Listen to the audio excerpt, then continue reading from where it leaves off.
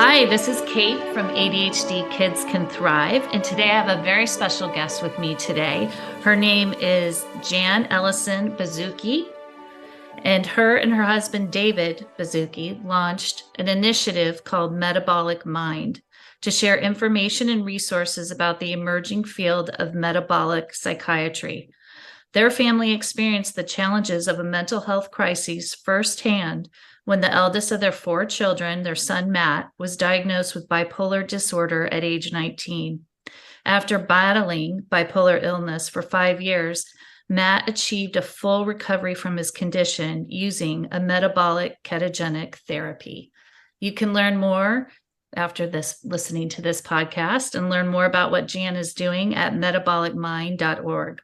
Jan, thank you for being here. I'm delighted to be here, Kate. Thanks for having me. Yeah, you're welcome. Okay, so let's start just from the top. If you could share with us a little bit about your own personal story and journey and how you got to where you are today. Sure. Let's see, I should say that everything that I'm saying today is on behalf of myself and my husband. We've been in this journey together with our son. My husband is the founder and CEO of Roblox. Many of you who have kids of the ages, maybe let's say 6 to 15, might know about Roblox and play Roblox. And actually, one of the things we hope to do is to launch a vertical on Roblox for mental health experiences, which would help kids with ADHD and other kinds of psychiatric conditions. But the way we got started is that our son was diagnosed with bipolar disorder at age 19, a very serious case of bipolar 1. He was, I would say it really started junior year in high school when he got really stressed. He had a major academic load. He got a girlfriend who was very demanding. And he had what I would call, or what might have been called, like a, mental breakdown of some kind. He started having panic attacks. He couldn't sleep. And we didn't take him to a psychiatrist. We took him to a therapist. Nobody suggested seeing a psychiatrist. Nobody suggested this could turn into anything like a serious mental illness like bipolar disorder. He was just a stressed out high school student, as many of our high school kids are. And then he went off to Berkeley, and he was a freshman at UC Berkeley, and he had a full-blown manic episode that landed him in Stanford Psychiatric Hospital for 10 days. Diagnosis of bipolar 1. He was put on a very high dose of an antipsychotic, which he was on for many months. And that got us on this roller coaster of in and out of the hospital. He was hospitalized 4 times in the first 2 years. And he really didn't have insight into his condition until the end of that 2-year period, when he finally realized, I'm sick. I never want to be manic again. And his illness tended toward mania, not depression. He didn't have the debilitating depression that a lot of people have with bipolar disorder, which we were lucky. Although that can sometimes come later in the course of the illness. So does the illness manifest itself around that age of like 19, 20 years old? Yes, very typical. Okay. Sometimes earlier, but researchers think that may be a different form of the illness when it is onset more around puberty. But it's very, very common to have it happen between 17 and 24. And he was right in there. 18, 19, 20 is very, very common. Okay. And so I had been writing fiction. I had published a novel in 2015, and I was on the paperback tour in 2016 when he got sick, and I stopped writing fiction and started diving in and doing research pretty much full time. I did keep a notebook during those years, so I have, more than 1,000 pages of our story on paper. I just kept a notebook to keep myself sane. But I'm hoping to maybe turn that into a book that might help other people faced with a similar journey. But I mostly was just doing research and dragging him through lots of different treatments for 5 years, including, we tried everything. We tried functional medicine, lots of supplements, orthomolecular medicine, RTMS, transcranial magnetic stimulation, which is a form of neurostimulation. He was in DBT and CBT, and he started putting in place all kinds of measures to stay well after that first 2 years. And he hasn't been hospitalized again, but he was, aside from diet, I would say he had every other lifestyle measure in place. He was sober, he was med compliant, he was exercising daily, he was doing therapy weekly, psychiatrist he was seeing weekly, he was meditating, I mean, you name it. Oh, he was doing it all. He was doing it all except for diet. And when he went on the ketogenic diet after 5 years, that's when everything changed. And so I don't know if he hadn't already had everything else in place, what the impact would have been. You know, we don't have that experiment. But if I had to do it all over again, I would have done the diet first, because I think it would have made everything else much easier. Okay, so it would have given him more stabilization right up front to then take on some of these other lifestyle interventions. So who found the diet? You or your son? I had done a lot of diet research over the years, and I knew about ketogenic diet, but I hadn't heard about it being used for serious mental illnesses like bipolar disorder, or schizophrenia, or major depression. And then we happened to meet. I heard a podcast, Stigma podcast, and I met the podcast host, who was also a mental health startup investor who runs a fund. And he told us his stories that he had bipolar disorder and he was on medications that made him gain weight. He went on a diet. He was actually obese. He went on a ketogenic diet to treat obesity. And all of a sudden his bipolar symptoms started to resolve. He also had addiction issues that resolved. And I heard this story and I was like, I need to know more about this. And he introduced us to Dr. Chris Palmer, whose book just came out last fall, Brain Energy. But there was no book then, and there was just Chris Palmer's website. I read his whole website, you know, all the journals, articles that were posted there. And it turns out, you know, there are lots of people who are getting better from very serious mental illnesses on ketogenic diets. But when you know, I was doing research for 5 years, but it's very hard to untangle what's real and what isn't real. You know, I could read about vegan diets being good for bipolar. Right. I could read about omega-3s. I couldn't decipher it. It wasn't until I heard a person's story that I really thought, okay, let's learn more. And we reached out to Dr. Palmer. He actually agreed to help treat Matt just pro bono. He didn't take him on officially as a patient because he didn't have room in his practice, but he consulted with us a couple of times. We got Matt's psychiatrist on board, and we got a dietitian from the pediatric epilepsy world, Denise Potter, who had experience putting people into ketosis and keeping them on this diet and formulating it in a way that was healthy, you know, whole food ketogenic diet, the right supplements, the right electrolytes, and the right monitoring. We didn't know any of that. We learned all that. We bought something called a ketone monitor, which you prick your finger with a little thing to stick twice a day and get a drop of blood, and it tells you your ketone level. So he did that twice a day for probably the first year on the diet. But it was so remarkable because every March for people who have bipolar 1 especially is a very difficult month. And Matt's psychiatrist says this year he already has patients being hospitalized, and it has to do with the rate of change in the light. So in March, right around the equinox, when daylight is increasing at a higher rate than any other time of the year, that's when people living with bipolar disorder have manic episodes. That's what had happened to Matt. He had to increase his medication every March, sometimes 5-fold. He'd go from 5 milligrams to 25 milligrams. And would that reset the medication intake for the whole next year? Well, then we'd have to slowly try to taper off. And every year was a battle. It might take him 3 or 4 months to taper back down to a lower dose. Yeah. And that was a very difficult process every year. And he'd be so disappointed because he worked so hard to get the dose down, and then you'd have to go way back up. And those drugs at high doses can trigger depression. So he may have gotten depressed anyway. We don't know. But for sure, on those high doses of antipsychotics, he got depressed. And that's when we treated him with the neurostimulation. But that March, after he'd only been on the diet for 2 months, he sailed through March with no hypomanic symptoms, stayed on 5 milligrams, no issues. And then by, I would say, April, didn't have any symptoms at all. He had, people with bipolar, and I think this is true with ADHD as well, it's not just mania and depression they're battling. I mean, they're battling executive function challenges, right? Anxiety, difficulties, hard concentration issues, impulsiveness, anxiety, irritability is huge for people with bipolar disorder. So he had all those things, and they all resolved. I mean, by April, he was like, I am happier and calmer and more stable than anyone I know who my age. Yeah. He was 24. He was a young 24-year-old man, and all of a sudden he was super calm, which So he had been before. He had been an intense but measured person, and he became that again. And that was a 5-year battle when I did not know if his personality was still there because he was so altered. yeah. And it was, and that's the message I try to send to families. Like, you know your kid the best. If you feel that there's the potential there for them to be better than they are now, more like themselves, or just, better functioning, better cognitively, then you have to keep trying things. Yeah. And keep trying. So was your son Matt motivated to do this because he was just exhausted from trying it?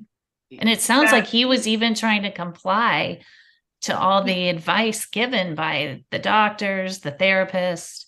He was not in the first 2 years. I mean, he would go off and on, and then he would go off his meds, and then he would, start smoking cigarettes again. It was not an easy journey at all. I think it might have been easier if we started with putting him into nutritional ketosis, but we didn't. So I think he was ready because he had, over the 5 year, really over the 3 years, when he had after he'd realized that he had an illness, he'd put everything else in place. And he knew, I'd been harping on diet for years because we'd gone through this whole functional medicine and knew about paleo. He'd been on a paleo diet. He'd been on gluten-free, he'd been dairy-free. Okay. So tell us more. Of that already. Yeah. So what's the difference, like at a high level, between gluten-free, dairy-free, and then doing ketogenic? So take a paleo diet, which is a healthy diet, right? For most people, that is a healthy diet. But a paleo diet could range, it's definitely over 100 grams of carbs a day because you eat rice, brown rice, and you eat sweet potatoes, and you eat legumes on some paleo diets. The ketogenic diet restricts carbohydrates to a very low level. So for Matt, we were targeting about 60% fat and 5% carbohydrate and 35% protein, which is not a super strict ketogenic diet.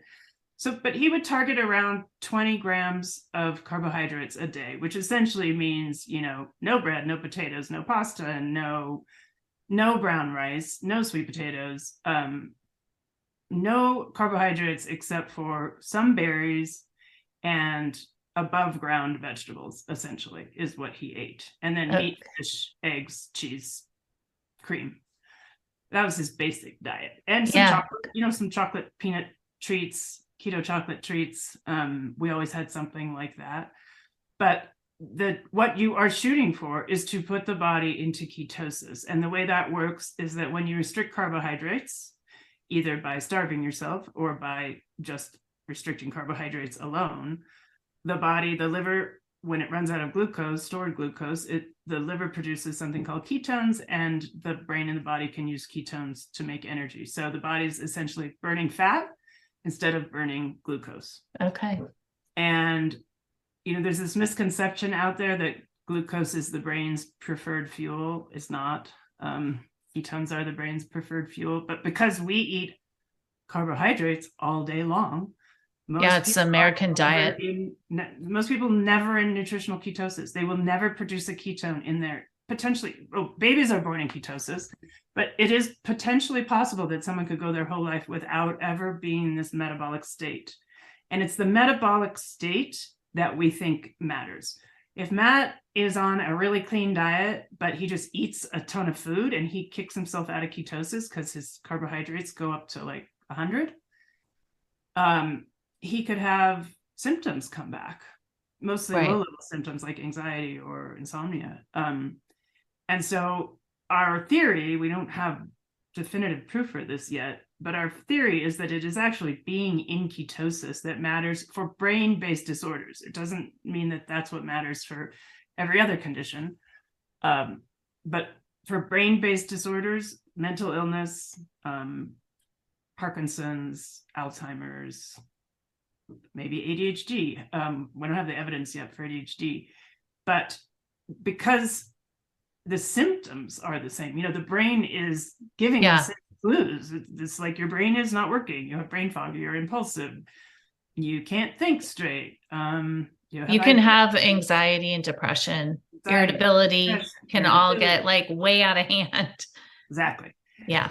And concentration goes along with that. I mean, think this idea Yeah. that bipolar is a mood disorder, therefore it's different from something like ADHD or even a Yeah. personality disorder. I mean, essentially, we are dealing with the brain, we're dealing with neurons, we're dealing with networks, we're dealing with mitochondria.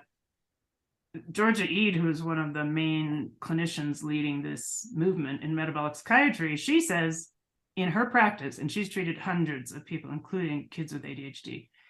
In her practice, well, I don't know if she's treated adults with ADHD. I don't know if she's treated kids. She says it almost doesn't matter what the diagnosis is. Yeah. If you have symptoms, psychiatric symptoms, like all the ones we just mentioned, a ketogenic diet can help. Yeah. That's why I'm talking to you, because I do think with ADHD, ADHDers would benefit the same way like your son with bipolar is benefiting. Yeah.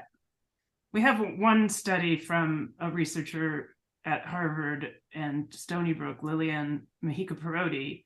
She used functional MRI imaging to show that the difference between the brain running on glucose versus running on ketones is like night and day. Brain networks stabilize on ketones, and on glucose, they're just kind of going all over the place. And you can see that with your kids' mood, their behavior, right? If you have a child who, after they haven't eaten for 3 or 3.5 hours, starts to have behavioral issues, and Matt had this. He was hypoglycemic.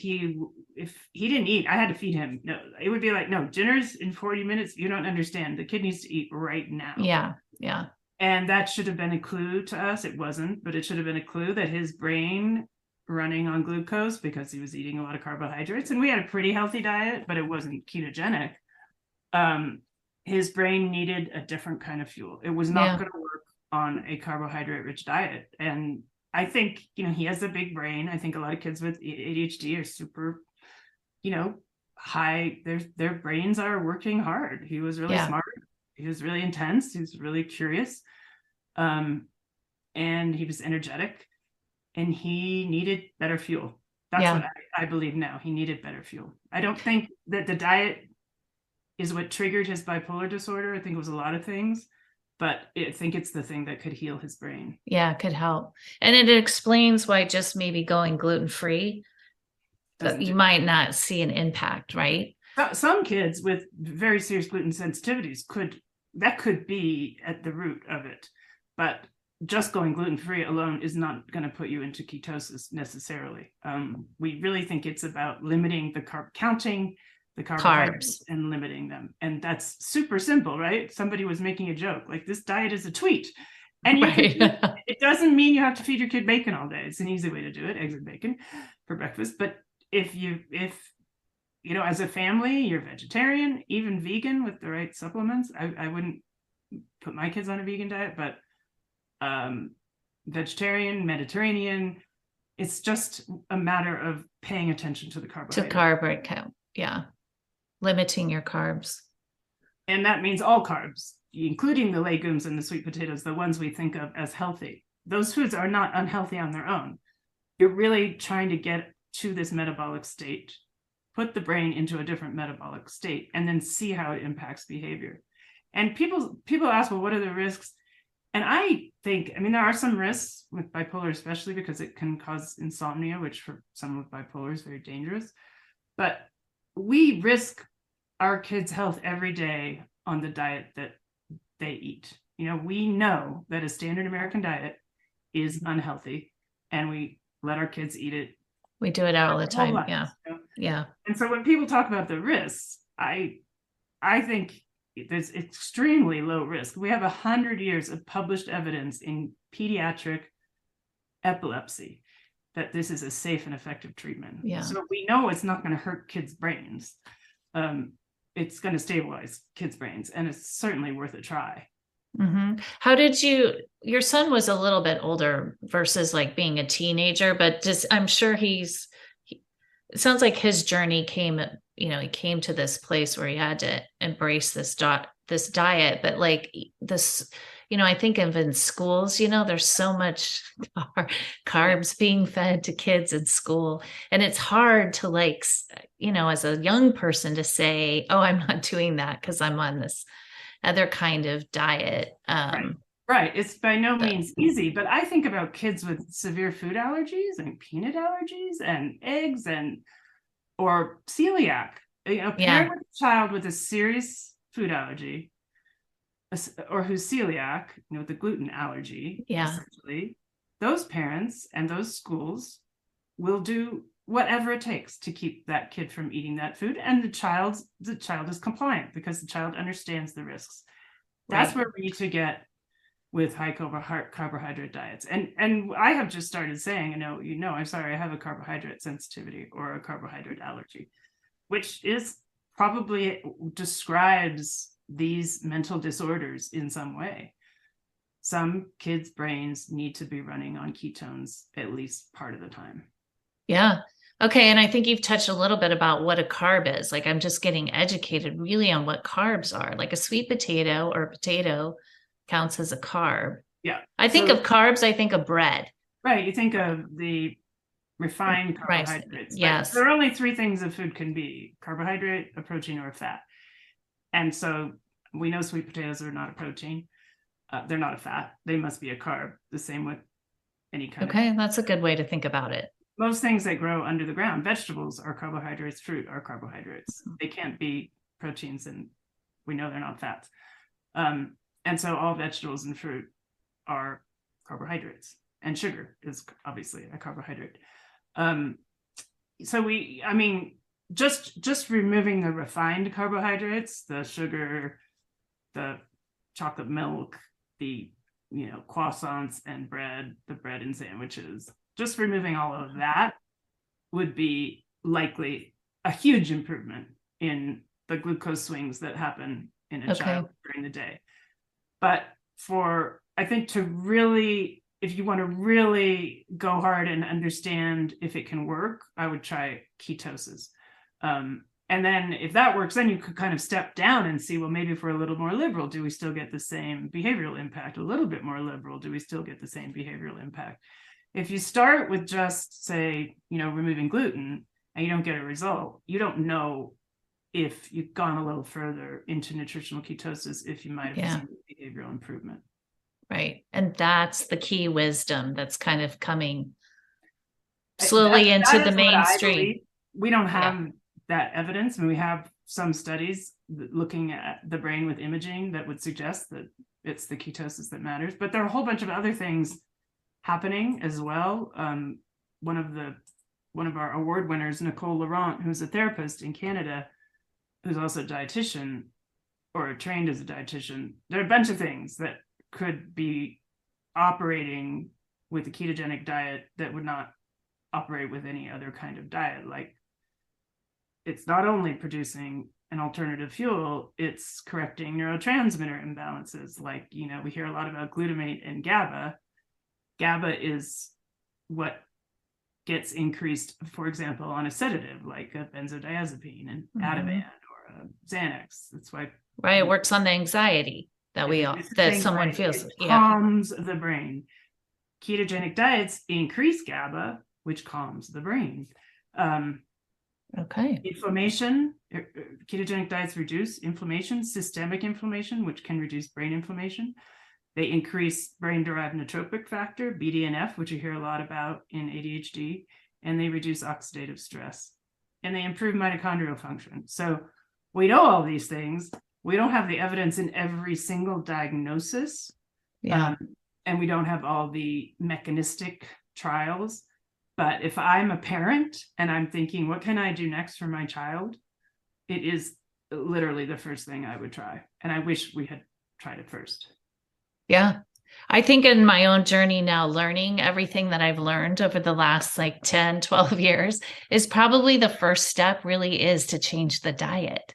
Absolutely. If your child is not acting or seeming atypical in their mood, in, sleep problems, probably changing the diet would be the first line of attack that I would recommend to any parent with a young child. Yeah. Or the child at any age, really, even young adults or adults, wherever you are in your life, it's probably a very good, productive first start. I agree. But it's so confusing because you get so much varied advice about what kind of diet is healthy for various conditions. Yes, and I really appreciate you clearing up like a paleo diet and going gluten-free versus ketogenic and what the difference is between those, because there's a lot of confusing information out there. Yeah, absolutely. And I mean, we hear a lot about vegan diets being healthy. We have people using ketogenic vegan for mental health. It wouldn't be my first choice because you have to be very careful about the supplementing and the nutritional deficiencies, and it's just harder to do, but it's certainly not impossible. If you do a vegan diet that is not low carb, I would not think that's going to help in the same way. I mean, but that's just my randomized controlled trial to prove it. That would just be the thing I would want to test. If I were going to do like an N of 1 experiment with a vegan diet, I would do a low carb vegan diet that would put someone into ketosis, and I would try a high carb vegan diet, and they would both be whole food diets, and then I would compare the behavioral outcomes. Yeah, the benefits, the psychiatric benefits to that. Yeah. Interesting if it's carb or not. I just want to say about my son, it took us 5 years to get him on the right diet. So it wasn't like some kind of slam dunk.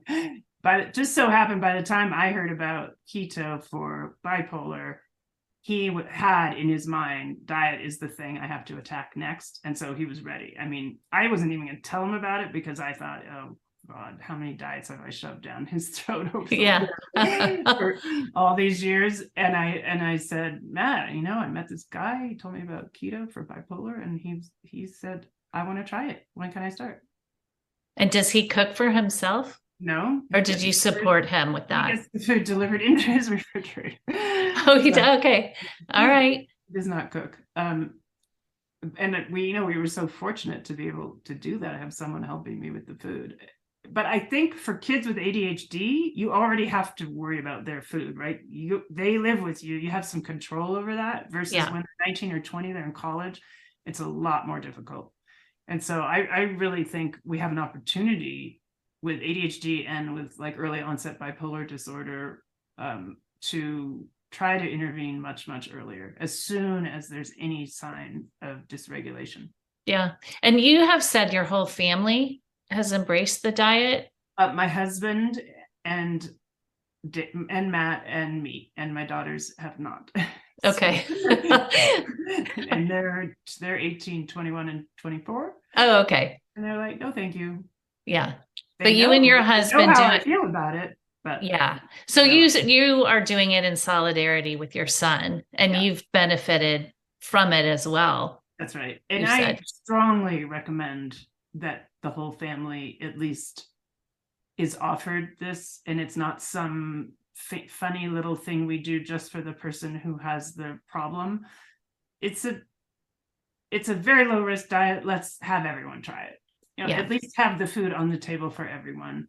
And if you have family members who are really demanding the pasta, then you also have the pasta, but it's not like everybody's having lasagna and Matt would be having eggs. That's not how we did it. Yeah. Well, that seems more loving and kind and supportive, especially for your son who's having a hard time. Yeah. And then there are benefits, for other people. So I lost 20 pounds and improved my brain fog and fantastic. Yeah. And funnily, it was right around that time when we went on a ketogenic diet that Roblox started to explode. So I don't know. There were some there's a lot of synergy there, right? Yeah. And so it's also kind of a lifestyle, right? That's what I'm learning too. Because I think that you always hear, well, I heard the confusing health messages out there is like heal your gut, which felt like if you heal your gut, then it's healed and you can go, you don't have to pay so much attention to your diet. Not that you need to go back and eat a bunch of processed food and stuff, but you don't have to be so conscientious. Right. If you heal your gut. And I think what's coming out now is that's kind of like, is that true? Yeah, right? It's like, the whole heal your gut thing. Absolutely, the microbiome plays into this. We know ketogenic diets improve gut microbiome, and your neurotransmitters are made in your gut. So if you want to increase GABA in the brain, you have to deal with the gut. And right. but it's not this one-time thing, as you're saying. It's not just, oh, you know, had a lot of antibiotics and your gut microbiome was imbalanced and now you've fixed it. I don't see it that way. I'm not sure that everyone needs to stay on a strict ketogenic diet for their whole life, but I would not. Matt has no intention of ever reintroducing processed foods or highly refined carbohydrates. We don't think those are foods that were intended for humans, and he's not going to risk his health. I would not go back on the diets that had me yo-yo dieting for 40 years. To be doing that again. It is absolutely a lifestyle decision. But I don't think that means that you have to be counting your carbohydrates forever. Matt doesn't count his carbohydrates anymore, and he doesn't test his ketones. He does occasionally, but and in epilepsy, in pediatric epilepsy, some brains do heal. And so the family that discovered they didn't discover it, but they accidentally found out that ketogenic diets had been used to treat pediatric epilepsy for decades. No one had ever offered this to them. Their son had failed 5 medications and surgery. They put him on a ketogenic diet. In 3 days, his seizure stopped. Oh, wow. Stayed on the diet for 5 years. He went off it. He's been eating a normal diet for the rest of his life. So an American diet or kind of I mean, pretty much. Wow. Whatever he wants to eat. That's amazing. He never had another seizure and he never took another medication. Okay. So they started a foundation to do this, similar to what we've tried to do for mental illness. They started a foundation to educate other parents and to fund research.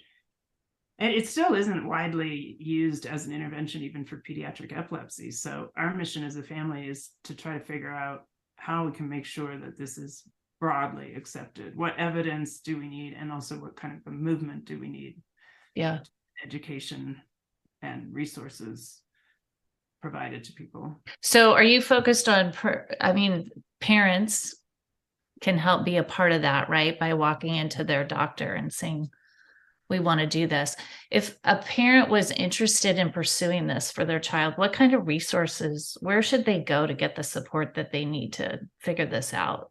If you look on the website we started is called metabolicmind.org. We have a YouTube channel and a Twitter account. We have a lot of resources there that would absolutely be applicable for ADHD. There's a wonderful blog by one of our prize winners, Nicole Laurent, the therapist that I mentioned, and she takes you through why a ketogenic diet might work for ADHD. That's something you could share with your doctor. And then on our website, there are a lot of links to just general resources on how to do a ketogenic diet. They're not specifically focused on use, but they would be broadly applicable. Yeah. How do you do the diet? How do you test for ketones? All of that stuff is on the website. Yeah. Okay. And I would say too, just dietdoctor.com is a great resource too. What is it called? It's called dietdoctor.com. Oh, but Diet if Doctor. you go to our website first, that will take you to the links on Diet Doctor that might be most relevant. So we're kind of trying to be a portal for other resources. Yeah, that's great. I was going to say too, I've been just learning more about this too, like on social media. There's a lot of influencers, if you will, who are cooking ketogenic. So they give a lot of great like recipes. Yeah. Of really easy ways to cook in a ketogenic way. Yeah. And honestly, it's not that hard. I mean, it doesn't have to be fancy. And if you have a picky eater who doesn't like a lot of foods, figure out. I actually think that would be easier if they're picky. Well, kind of, but if they really limit, they don't need a lot of different food. Right. Especially if you can persuade them that not to just eat pasta all day, which I know is a big thing. Yeah. But you can literally have eggs and bacon for breakfast, or even pancakes made with almond flour and coconut oil and a couple of eggs in the batter and monk fruit sweeteners. They're delicious to do this. Eggs, bacon, berries, yogurt, Greek yogurt that's low carb. there are a lot of different foods that kids like. Salmon, burgers, you can go to McDonald's and not have the bun, they're Right. not that difficult. Yeah. Okay. All right, Jan, I appreciate your time. Is there any like final words of wisdom that you would share with parents who are trying to help their child and their family do better? Yeah, I guess the things that we said, start with diet. Do your own research. Don't trust everything you hear from your clinicians, and you know your kid best. And if you don't think they're the best they can be, then keep trying things. Keep trying. Yeah, it's wise words. Hey, thank you for being here. Lovely chatting with you.